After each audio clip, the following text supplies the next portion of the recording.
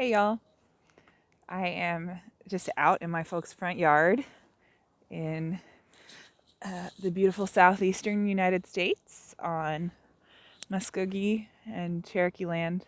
Cherokee is a broad umbrella term, but the best maps that I can find, those are the two sort of that intersect right where I am. So those are the two that I name, imperfect as it is. Anyway, the wind kicked up and the autumn is here. It's finally chilly and I feel alive in a way that is so particularly special to me because I love autumn. And I'm harvesting some acorns. Can you see it? Oh, get it in the light, Rachel. Come on. Oh, yeah, that's a beauty. I believe what we have here is white oak, but as you know, I am a generalist. I am a systems person, not a specialty person. My specialty is systems and processes and designing them, and learning about them and collaborating with them. So here's my mom's really incredible permaculture front yard ecosystem. My dog is trying to learn how to use a tie out and mostly just tying me up. So I just undid that. If I can get video of it, it could be entertaining. Anyway, I just thought I'd bring you along with me. Whoop, there we go. For some of the acorn harvest.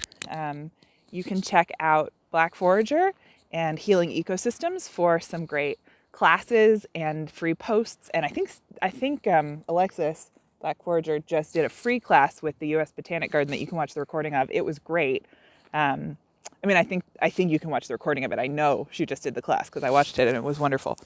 So, and I think Brian has one coming up this Saturday. So I'm tagging them in this video, even if the captions don't capture that. I am so backlit. I apologize, but it feels so good to have the sun on my neck. And I just wanted to bring you along with me for what a rest day looks like for me. So I got my new bivalent COVID booster. Thank you so much, vaccine scientists. You have done incredible things for us as a country, as a world, as disabled, chronically ill people. And I'm not talking about the pharmaceutical companies who have done some things good. And also there's been a lot of inaccessibility to vaccines across the globe, along lines of existing inequities. And I don't in any way support that. I am very grateful to access the vaccine. And historically, they have made me feel so like at the worst end of my own symptoms for about 10 days. And this is day 3 and I'm able to be sitting up and outside and I'm so grateful. I'm grateful that I felt bad enough that I knew it was working and I'm so grateful to be out here. But for me, a rest day often means not doing internet interaction with people. So I'm pre-recording this video to really give you more of a window into what this world is like for me. So I slept in, I moved very slowly this morning. I ate food that I had already prepared, and I worked on a puzzle. I have pretty strong brain fog, so trying to do like big picture planning or detail-oriented curriculum development for my upcoming retreats, not accessible today.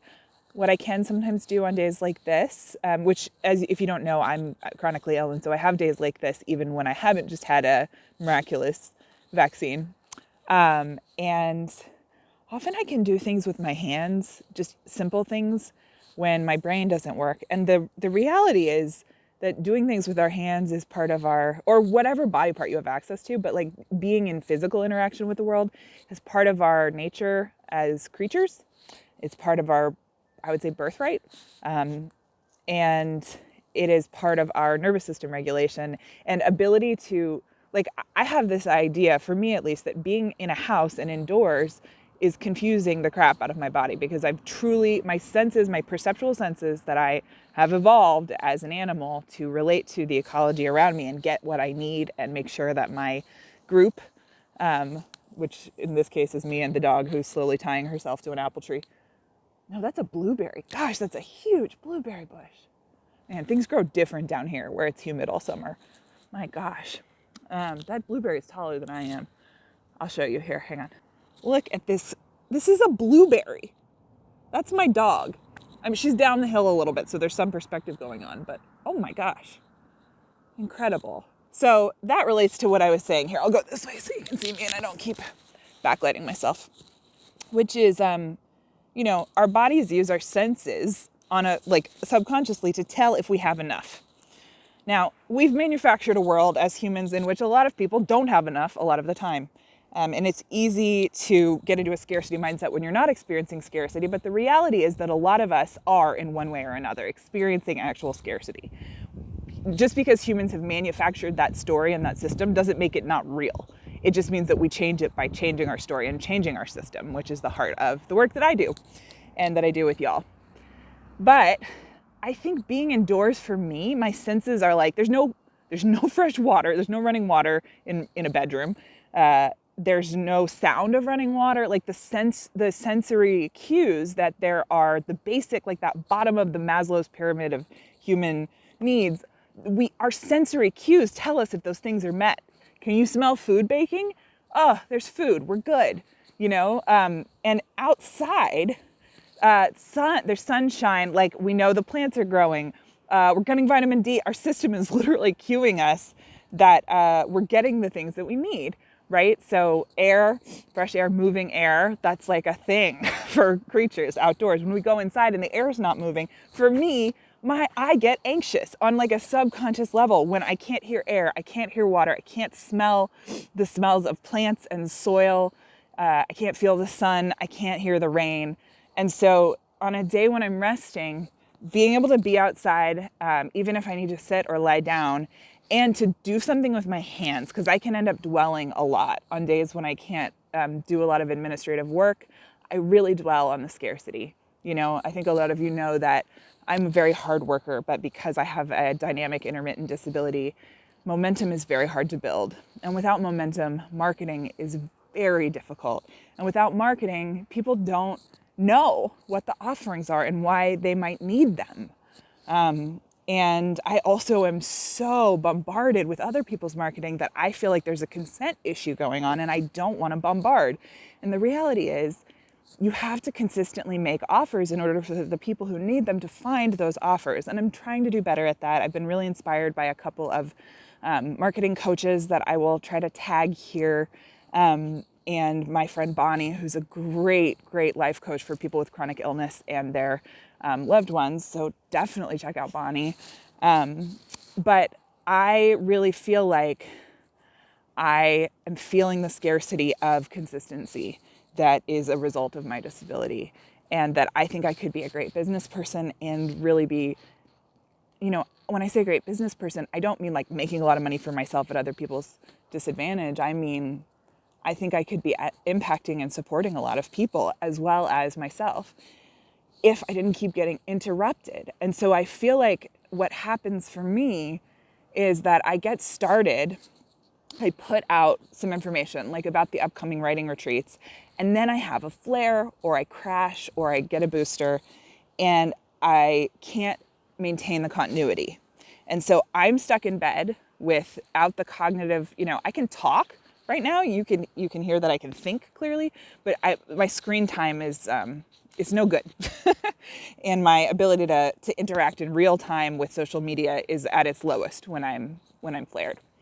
And I can tell you all about why some other time, the neurological and physiological sides of that, but that's just the reality.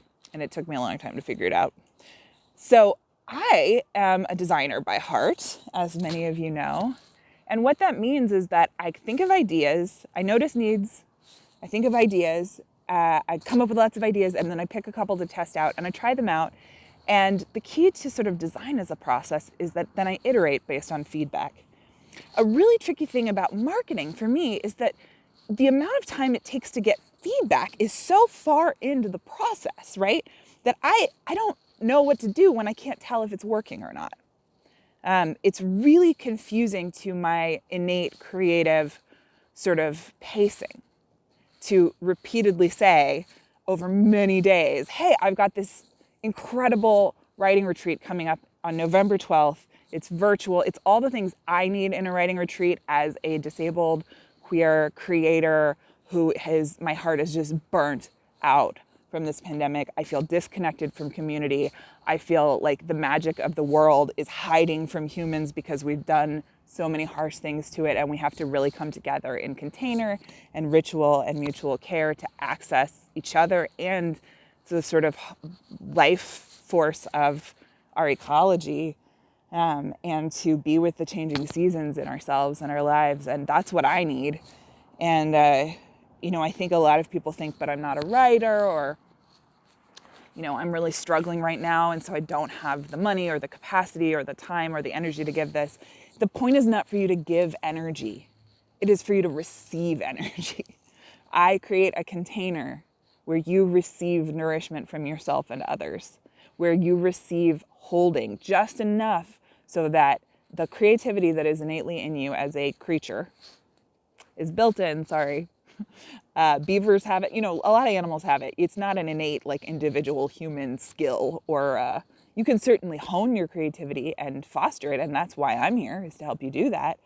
But you need it. It's part of what nourishes you. It's part of what nourishes the earth. It's part of how we create the worlds we need now, and we really need to be able to do that. So we have to keep these radical imagination muscles alive. And yet it's really hard to do that by ourselves. For me, anyway, I need someone to hold the container. And the power of that, the magic of that, the relief of that. I'm holding so many things. I don't know about you. I don't want to hold one more alone, but I would love to hold that circle and community with you. And I'm a really good mentor and support for creative processes. Even if you want to come with a different medium, you can come. Bring your dance, bring your art. The prompts will apply. And really it's about nourishing ourselves, each other, and our ability to create the worlds we need. And also to reimagine what we're given in ways that heal us, or that just express and connect and allow for voice and sound and silence to come out of what we're experiencing. So as you can see, I can talk on a day like this, but I can't track. I have no idea how I got you there. I think it was about marketing. Anyway, all of this to say, it's really hard for me when I don't feel well to say, come to this thing I'm going to do, because all I really need to do is rest. And so then I lose the momentum, and then people don't sign up because I've lost the momentum of the offer, or I haven't shared it enough times that folks are aware that it's happening. So I want you to be aware. I want you to be aware that this really could be the thing that you need in this season. It certainly is for me. And I hope you can really trust me as a facilitator. If you haven't worked with me before in a facilitated space, there's a free workshop. It's just 1 hour the day before Halloween on Sunday. It's linked at racheleconomy.com/events. And it's a great way to get a taster of what it's like to be in a virtual space that I'm holding. But I consistently always get positive feedback that those spaces are really meaningful to people and held in ways that are surprising and nourishing to them. So if any of that resonates with what you are longing for right now, please at least come out for that hour. Thank you, Juniper. Yeah, there are other people. I know. Hello. And also come out for hearth tending when the flame burns low on November 12th. It's all at racheleconomy.com/events. Juniper's very excited about it. And I'm sharing all that to say, wow, even in scarcity, I can tell you why I think you should come. You need to be there. If you feel like you need to be there from what you just heard, then you need to be there. And I need you to be there. And I need to be there. It's going to be really good. It's going to be really nourishing in this time of harvest, right? Which brings me back, I think, to something resembling my original point, which is when my nervous system is experiencing a very real scarcity, whether it's scarcity of my capacity, it's the scarcity of income that comes with disability. That is terrifying. It's terrifying to not be able to know that I can rely on myself to create a safe future. But the reality is that the individualism, at least in the US, that puts us in that position is absurd. It's also very real. It's enforced on us. And that's why we've got to come together in circle and create together, to remember our imaginations together, that we create the worlds we need, because they're not going to do it for us. We have to keep, intervening on a policy level in order to get everyone through, in order to get everyone surviving, right? In order for us to have everyone in the room creating the next world, but we also have to create what we need with each other, for each other right now. Because as all disabled folks know, we can't wait. We don't have that privilege. We need it now. So we need that. We need to come together. And I hope that you, in whatever way you need to find that this fall, will find it. And if it's in a writing retreat with me, that would just be my absolute honor and pleasure.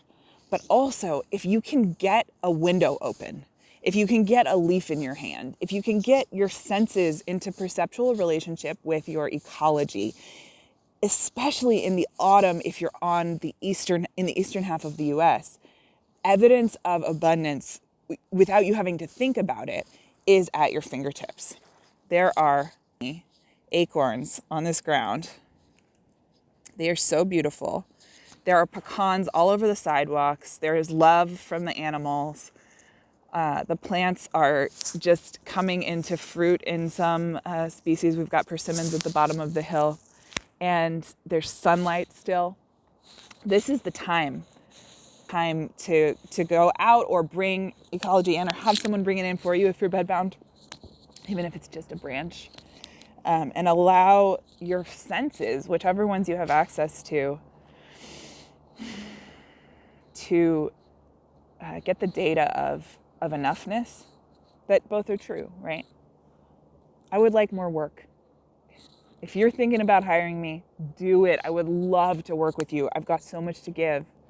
And I really think I can help you out.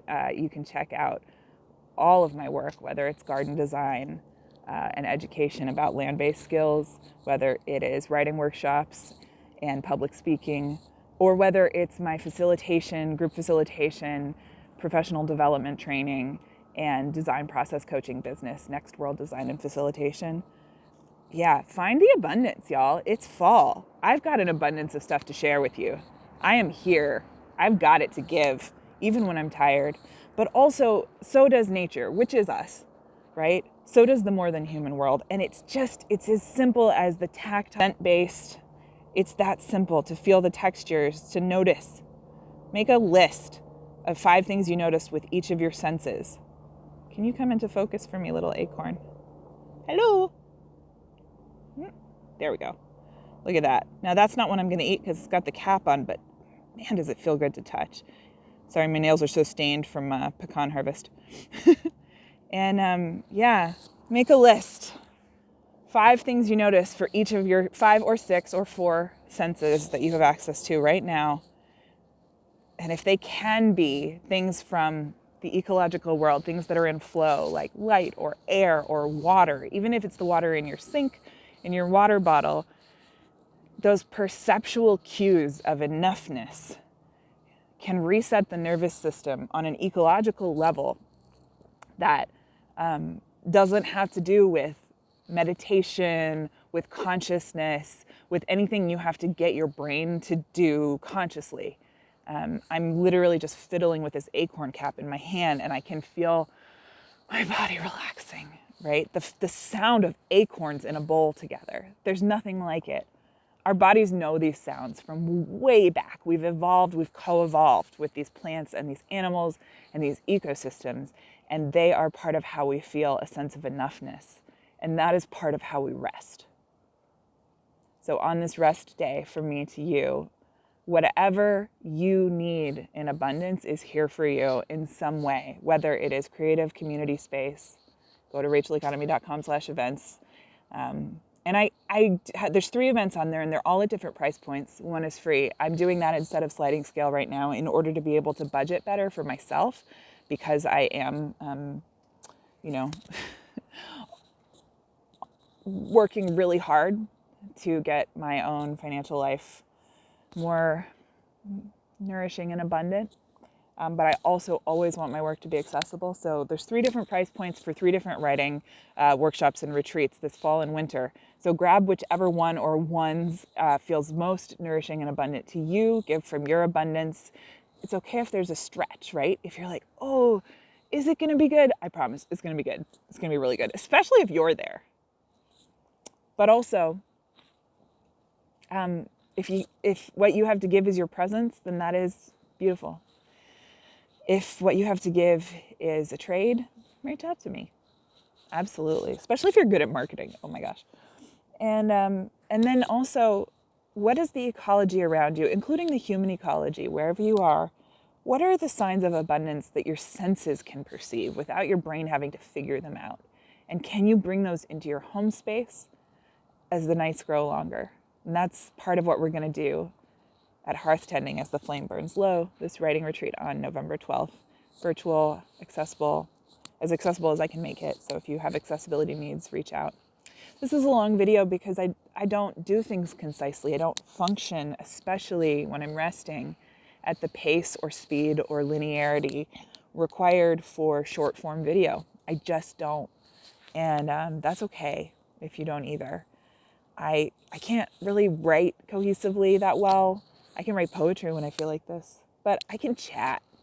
It's like that perceptual relationship with the world bypasses my brain and just goes into making sounds with my mouth. And so I wanted to chat with you and bring you into my acorn harvest, which, to be fair, I've done very little of because I've been really enjoying talking to you.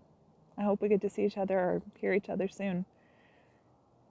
If you want to comment below with 1 or 2 ecological signs of abundance that you are perceiving with your hearing, your smell, your taste, your touch, your eyes, those other senses, your sense in space, your sense of temperature on your skin.